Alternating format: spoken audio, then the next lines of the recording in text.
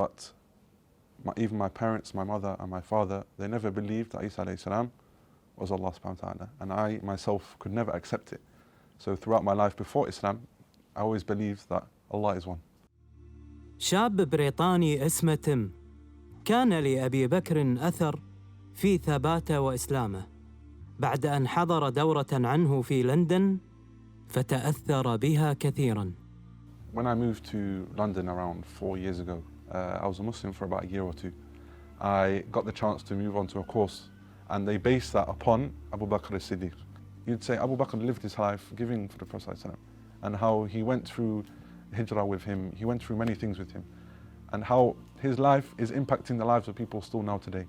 And that impacted me a lot, because the first time I heard about him was when I learned about how he went with the Prophet ﷺ when he was migrating from Mecca to Medina, and how they went through the story of the cave, and how this is mentioned not only in the Quran, but how Abu Bakr as-Siddiq, he gave himself to the Prophet ﷺ, in that he searched the cave, he blocked the holes on which things that could escape from, and he stopped these things from attacking the Prophet ﷺ, and he gave his life. This is the first time I heard about Abu Bakr, remember, and it showed that he gave his life for the Prophet ﷺ. So the first time I heard about Islam was through my friends, and that was in northern England where I used to live, and I live in London, and they told me about what's going to happen when you pass away, when we enter the grave. And the life I lived, being around people that, I was involving myself in stuff I shouldn't be involved in, and people maybe I shouldn't have been with and stuff like that.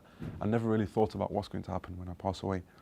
What I actually thought about it after they told me, and I watched videos on YouTube, from a YouTube channel where they give you a lecture from a Sheikh, and it was talking about life after death, and what's going to happen. And that really, I really got stuck into it, because at the time I was with my friends and they showed me the video, but after they showed me the video I'd go home and I'd watch it myself over and over and over and over again. أبو بكر كان الأول في كل شيء، هو أول من أسلم، وهو أول من أوذي في سبيل الله، وأول من دافع عن رسول الله صلى الله عليه وآله وسلم. And this person, before I became Muslim, I went to several classes talking about Aqidah, fiqh.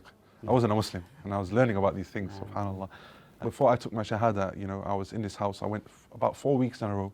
I went to this class, and I learned about Allah subhanahu wa ta'ala, and I learned about the religion of Islam.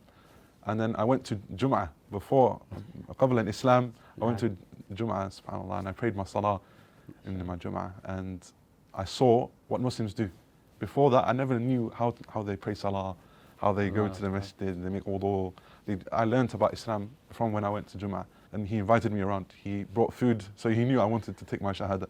He brought food, everyone was there, people were making videos and stuff like that. And I took my Shahada on that day. And alhamdulillah, the moment I took my Shahada, I exited and I stopped things that I shouldn't have been doing straight away. And I carried on, living my life and making sure that I abide by the rules of Islam. And that day was a special day.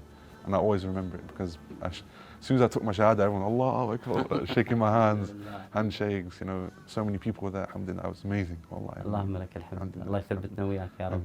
في هديه بر الأمان وثواب من طاع الجنان.